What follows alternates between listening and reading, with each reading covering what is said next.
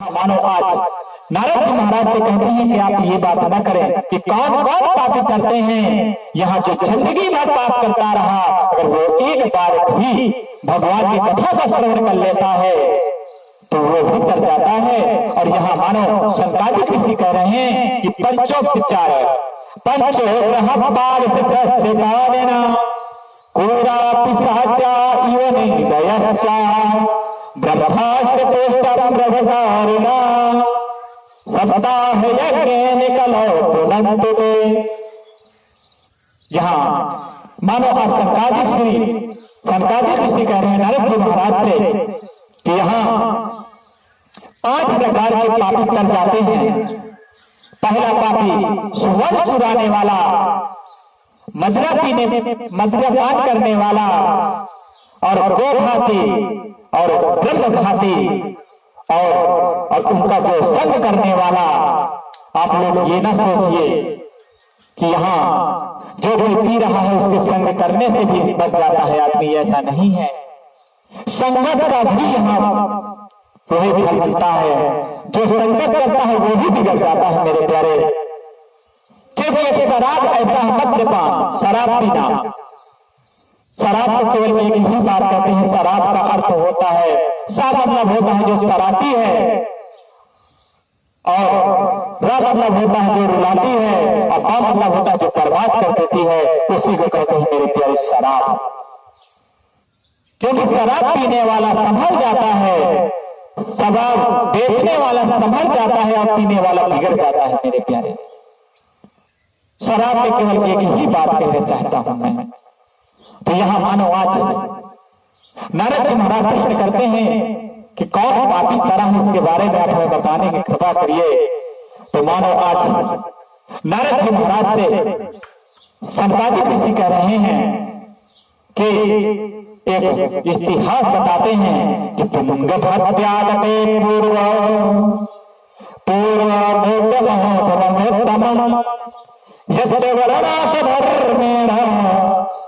सत्य सत्य कर्म तत्परः। एक तुंगभद्रा नदी के किनारे रमणी ब्राह्मण रहते थे जिनका नाम था आत्मदेव पंडित जी। बहुत विद्वान थे, लेकिन उनके पास सब कुछ था मेरे प्यारे, उनकी कोई संतान नहीं थी। उनकी जो पत्नी थी तो पत्नी का जो स्वभाव था लोके वार्ता रताकुरा पिशाचा बहुजल्पिका सोराजा कहते सो कृपणा कलह प्रिया। उनकी जो पत्नी थी, उन पत्नी का काम था लोगों से झगड़ा करना। जब तक वो झगड़ा नहीं करते तब तक उनका भोजन नहीं पचता था। इस प्रकार की अपनी पत्नी थी। और जो आत्मदेव थे, आत्मदेव का मन से होता है, ये आत्मदेव कोई कथा नहीं, आत्मदेव का मन से होता है हमारे जीवात्मा। आत्मा को ही आत्मदेव कहा जाता है। उनकी पत्नी का नाम था धुंधली। धुंधली क्या है? तो धुंधली मेरे हमारे बुद्धि है। श्री शंकराचार्य ऋषि महाराज कह रहे हैं यहाँ नारद जी महाराज से कि एक रमणी पंडित जी रहते थे, उनके पास कोई संतान नहीं था। आज वो यहाँ बैठे क्योंकि वो बहुत पूजा पाठ करते हैं, तब भी कोई संतान नहीं होता। तो आज वो पंडित जी उस पुत्र की कामना ही छोड़ देते हैं। क्योंकि ये ध्यान रखो कि आसक्ति एक ऐसी चीज होती है कि जिस पर व्यक्ति आसक्ति करता है वो नहीं रह जाता है मेरे प्यारे। तो यहाँ आज आत्मदेव जी भगवान से पुत्र मांग रहे हैं और कहते हैं कि हमें पुत्र दीजिए, पुत्र, लेकिन उन्हें पुत्र नहीं मिलता है। तो आज वो पुत्र का मोह ही छोड़ देते हैं और भगवान का भजन करने लगते हैं। यहाँ जब भगवान का भजन करते हैं कि उसी वक्त एक पड़ोसी आता है। उसी वक्त आज एक पड़ोसी आ रहा है। श्री नारद जी महाराज कहते हैं कि यहाँ जो आत्मदेव जी हैं, इस पुत्र का मोह छोड़ करके आज बैठे हैं भजन में। उसी वक्त उनके यहाँ एक पड़ोसी आ जाता है लेकिन आत्मदेव जी सब कुछ करते हैं। यहाँ एक अपने यहाँ तुलसी का वृक्ष लगाते हैं, उसमें रोज जल डालते हैं, वो भी झुला जाता है। यहाँ एक गौ लाते हैं, उस गाय को भी पालते हैं, वो भी बांस निकलती है। इस प्रकार का जब दृश्य देख करके आज आत्मदेव जी भजन कर रहे हैं, उसी वक्त एक पड़ोसी आता है और आत्मदेव जी से कहता है कि भगवान ये क्या कर रहे हैं आप? और सोचते सोचते कहता हमने इतने दिन देखा कि आपके यहाँ ना कोई संत आ रहा है, ना कोई भोजन करने वाला है। इस प्रकार का आज आत्मदेव जी से कह रहा है। और एक बात ये बोलते हैं कि हमने ये भी देखा है कि आपके यहाँ एक तुलसी है, तुलसी भी आपके यहाँ सूख गई है।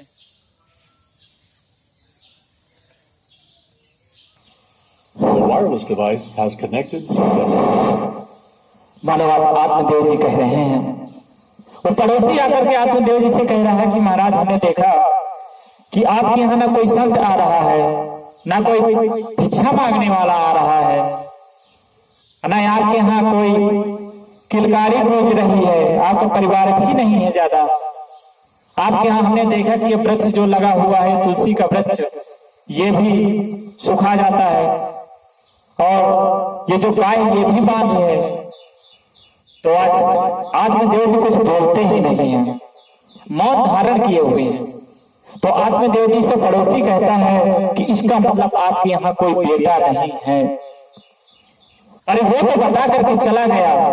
आत्मदेव जी बैठे बैठे अब रो रहे हैं और कहते हैं कि हाय विधाता, मैंने कौन सा कर्म किया था जिसके कारण आज मेरे यहाँ कोई भी बेटा नहीं है। और आत्मदेव जी कहते हैं जीविका प्रजाहीनम, कहते कौन सा मैं एक कर्म किया था, मेरे यहाँ कोई बेटा नहीं है। ये ध्यान रखो दुनिया वालों कि क्या जिसके पास बेटा नहीं उसे सम्मान नहीं दिया जाता। अरे आप तो बोल करके चले गए, दूसरे को क्या हो गया ध्यान दिए। अरे सत्य को ऐसे बोलिए कि सत्य के हाथ न पाओ, एक शब्द औषधि करे, एक शब्द करे खाओ। मेरे प्यारे बोली एक अनमोल है, जो कोई बोले जान, लिए तराजू तौल के तब मुख बाहर आन। तो आप लोगों से यही निवेदन है, अरे बेटा है, अरे फिर ऐसा कर्म करके जाओ कि दुनिया आपके नाम से जाना जाए, आपके बेटे के नाम से नहीं। क्योंकि हमने किसी से सर्च किया कि बताओ बेटा किस लिए चाहिए, तो कोई कहता है कि हमारा नाम कमाएगा, हमारा नाम होगा। कोई कहता है तो ऐसा ना करो मेरे प्यारे।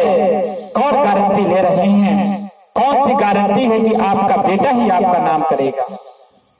अरे खुद ऐसा कर्म करके जाओ कि दुनिया आपके नाम से जाने जाए, ना कि आपके बेटे के नाम से जाने जाए। स्वामी विवेकानंद को दुनिया आज भी याद करती है, उनके नाम से, उनके बेटे के नाम से नहीं। मंगल पांडे को दुनिया आज भी याद करती है, उनके नाम से, उनके बेटे के नाम से नहीं। तो मेरे प्यारे ये ध्यान रखो, ये दुनिया वालों की सोच कब हटेगी, कब जाएगी। क्योंकि जिसके पास बेटा नहीं है उसको सम्मान नहीं दिया जाता, उसे भी सम्मान दो। केवल एक कारण होता है, क्योंकि बेटा ना होने का एक कारण ये होता है, क्योंकि बेटा तब होता है कि अपने माता पिता का हिसाब पूरा करने आता है, और जिसका हिसाब पूरा हो चुका है उसके बेटा नहीं होता है। क्योंकि जब हिसाब किताब पता ही नहीं तो बेटा क्या होगा।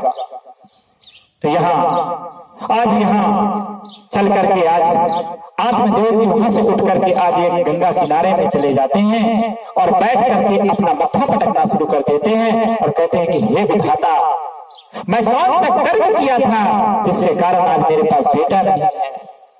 और आज केवल यही होगा कि तो मैं आज जाऊंगा, तो आज मैं प्राण करके जाऊंगा, बेटा ले करके जाऊंगा। आज आत्मदेव जी यहाँ सोच ही रहे थे कि उसी समय आज एक संत का पादापन हो जाता है, और वो संत जब देखते हैं तो उन्हें लगता है कि ये भगवान के नाम से रो रहा है। तो आप उसके पास जाकर के पूछते हैं कहते हैं कि कथम रोदस विप्रो तुमका चिंता बलेयसी वदतम सत्वारम मह्यम स्वस्य दुःखस्य कारणम। कहते हे प्रभु क्यों रो रहे हो, कौन सा कारण है आपके पास?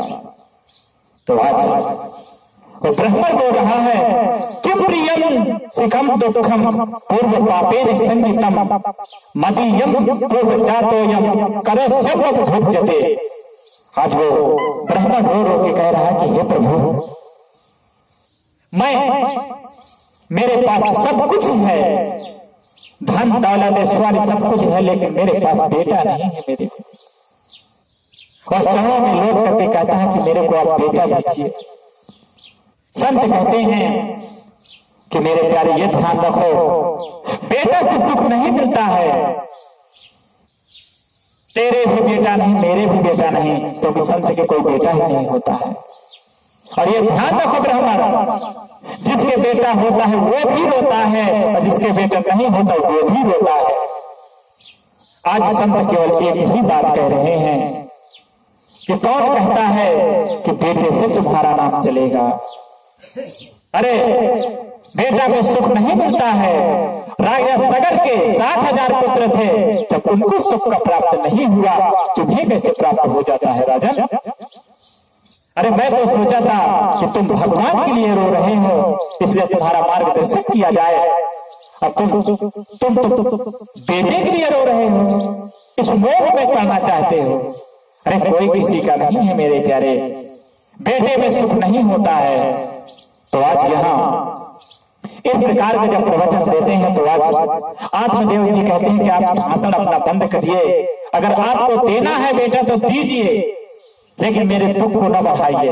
है ना, मेरे को कहिए कि बेटे से तुम क्या जानो, तुम तो साधु वैरागी हो, तुम क्या जानो कि बेटे का सुख क्या होता है। अरे घर में बेटा होता है तो किलकारियां लगती हैं, छोटे छोटे बच्चे पिताजी बुला करके कहते हैं तो अच्छा उनकी तोतली वाणी से प्रसन्न व्यक्ति होता है। और तुम कह रहे हो कि बेटे से सुख नहीं मिलता, तुम क्या जानो बेटे का सुख। और यहाँ आज कह रहे हैं कि मुच्चा ज्ञानम प्रजारूपम बलिष्ठो कर्मिणो गति विवेकम तो समासत्य त्यज संसार वासनम। हे ब्रह्म, इस संसार के त्यज को त्याग दो और भगवान का भजन करो, क्योंकि भगवान के भजन में ही सुख प्राप्त होता है मेरे प्यारे। और भगवान का तुम भजन नहीं कर रहे हो, वैसे ही चल रहे। मैं तुम्हारा मार्गदर्शक आना तो मेरे को बता रहे हो। और मानो आज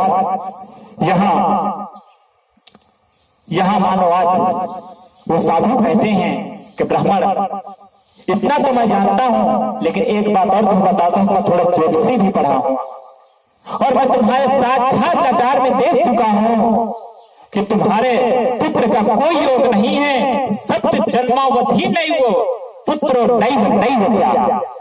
तुम एक जन्म की ब्राह्मण बात कर रहे हो, तुम्हारे साथ जन्म तक कोई पुत्र का योग नहीं है, और तुम कह रहे हो बेटा चाहिए। यहाँ आज वो ब्राह्मण उसी वक्त आज अपना सर पटकने लगा साधु के चरणों में और कहता है कि प्रभु अभी तक तो मेरा दुख थोड़ा था, लेकिन आपने दुख को बढ़ा दिया। अब आपको देना पड़ेगा पुत्र, अगर नहीं दिए तो कहते हैं कि अगर आज हमें नहीं दे रहे हो तो हम इसी वक्त अपने प्राण त्याग देंगे। और यहाँ आज ब्राह्मण से साधु कह रहे हैं कि भाई मान मैं तेरा मेहमान। अरे हम तो सोच रहे थे कि तुम्हारे दुख को घटाया जाए, तुम भगवान के लिए रो रहे हो, हम क्या जाने कि तुम पुत्र के लिए रो रहे हो। हम तो चले, तुम अपना काम करो।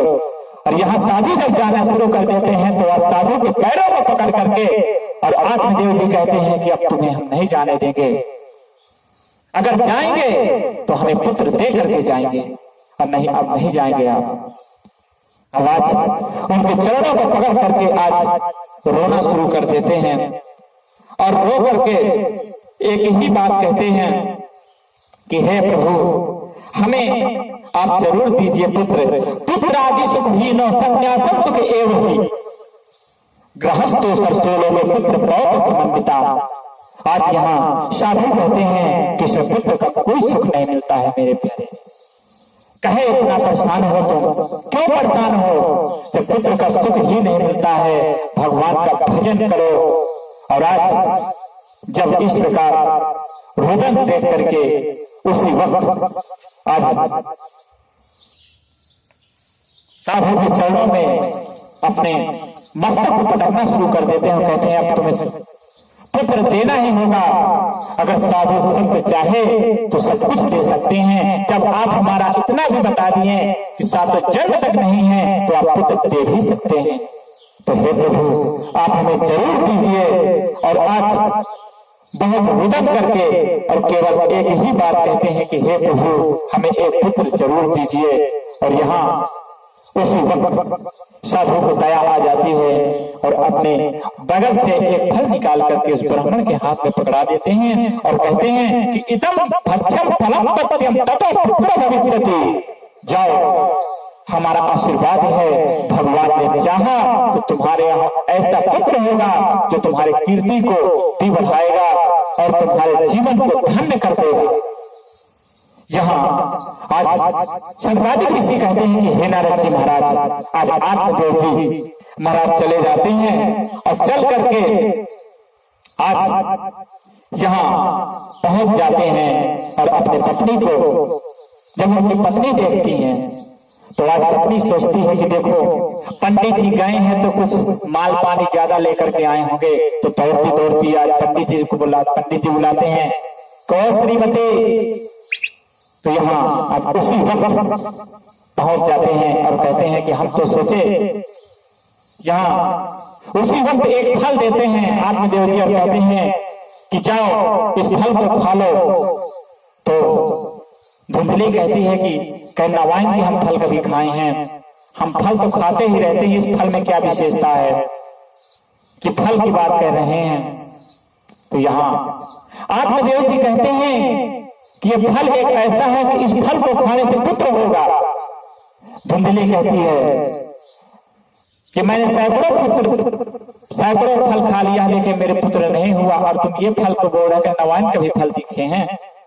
और धुंधली कहते हैं कि हम सोचे कि आप हमारे लिए माला वाला लेकर आए होंगे, 9 लाख हार लेकर के आए होंगे और आप हमें फल दिखा रहे हैं। और यहाँ आज उस फल को आत्मदेव जी कहते हैं कि नियम पूर्वक पूछे क्या नियम होगा। तो आज इसका नियम बताते हैं कि सुबह स्नान करो इत्यादि, एक टाइम भोजन करना है और सामान भी ज्यादा नहीं उठाना है, इस प्रकार का नियम बताए गए। कहीं ठीक है। उसी वक्त वो बैठे ही रहते हैं, आत्मदेव जी चले जाते हैं। यहाँ आज धुंधली विचार कर रही कि इस फल को खाऊं कि ना खाऊं, खाऊं कि ना खाऊं। उसी वक्त उसकी एक पड़ोसी आ जाती है और कहती कहिए ये क्या कर रही है, क्या लिए हो। तो आज धुंधली कह रही है कि मैं क्या करूं, मेरे पति देव आज एक फल लेकर के आए हैं और बोले हैं कि इसमें से बेटा होगा। अरे कभी फल खाने से भी बेटा होता है। यहाँ इस प्रकार जब वो पड़ोसी सुनती है तो कहती है कि तेरे अहो भाग, तुम्हारे यहाँ तो है तो खा लो। लेकिन उसके बाद वो सोचती है कि अगर मैं गर्भवती हो गई तो इस प्रकार घूमना पड़ेगा। और केवल एक ही बात कह रही है कि फल भक्षेण गर्भस्थम स्वेद गर्भाण वृद्धिता स्वकल्प भक्षम ततो शक्ति ग्रह कार्यम कथम भवेत। कहती अगर मैं गर्भवती हो गई तो मेरा जो कार्य होगा कार्य कौन करेगा। और अगर कहीं पानी बरसना, आंधी आ गया, अचानक तूफान आ गया तो मैं भाग कैसे पाऊंगी। और कहते हैं सुखदेव जी महाराज यहाँ 12 साल तक माता के गर्भ में थे, इसी प्रकार अगर मेरा गर्भ रुक गया तो मैं तो मर ही जाऊंगी। इस प्रकार आज तू कुतर्क कर रही है। और यहाँ आज उसकी जो सखी है वो केवल एक ही बात कह रही है कि सुनो, तुम अपने ननद को बुला लो और ननद तुम्हारा बच्चे को भी देखेगी। तो यहाँ धुंधली कह रहे हैं कि हमारी ननद बहुत चुपती है और वो इस प्रकार की है कि वो चाहे तो पूरा घरे को समेट कर चले जाएगी। अरे तुम्हारी ननद तो ईमानदार है, इसलिए तुम बुला सकती हो, क्योंकि जब ननद आती है तो कहती कि हमें भी बधावा दो। इस प्रकार आज वो कुतर्क करती है और वो फल को नहीं खाती है और केवल एक ही बात कहती है कि लालने पालने दुखम प्रसूतयश्च वर्तते बंध्या च विधवा नारी सुखी निश्चेति मति। कहते हैं सुखी केवल वही है जो विधवा नारी है। इस प्रकार अब वो कुतर्क करती है कि एवं कुतर्क योगेन तत्फलम नैव भक्ष्यते। आज वो इतना कुतर्क करते हैं कि उस फल को नहीं खाती है और जब उस फल को नहीं खाती है उसी वक्त उसकी बहन आ जाती है। उसकी बहन पूछती है कि ये बताओ क्या हुआ बहन? तो कहे कि बहुत अच्छे समय में तू आई है बहन, मैं सोच रही है कि इसको फल को क्या किया जाए और मेरे पति जो बोले हैं कि इस फल को खा लेना। तो वो फल कहते हैं कभी फल खाने से भी बेटा होता है। उसकी बहन इस प्रकार से शोषण देती है और कहती है कि ऐसा कर, तो इस फल को अगर आजमाना है तो इस फल को तू आज अपनी गाय को भी खिला दे, क्योंकि तुम्हारी गाय भी इसी प्रकार विद्या है। तुम्हारी गाय भी आज तक बच्चा नहीं दिया है, तो अगर ये सत्य होगी तो वो भी बच रहा होगा। यहाँ इसी प्रकार आज उस गाय को खिला दिया जाता है और वो कहती है कि तुम चिंता ना करो, मेरे पास पुत्र बहुत हैं, मेरा जो एक पुत्र मेरे गर्भ में है वो पुत्र आज से तुम्हारा हो गया। तो धुंधली कहती है कि बहन हो तो ऐसी हो।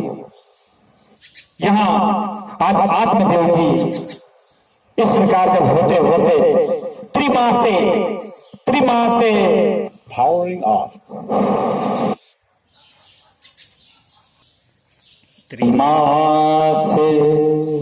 त्रिमासे निर्गते चात्र शाधेनु सुस्रवो भगः सर्वांग सुंदरम दिव्यम निर्मलम कनप्रभम।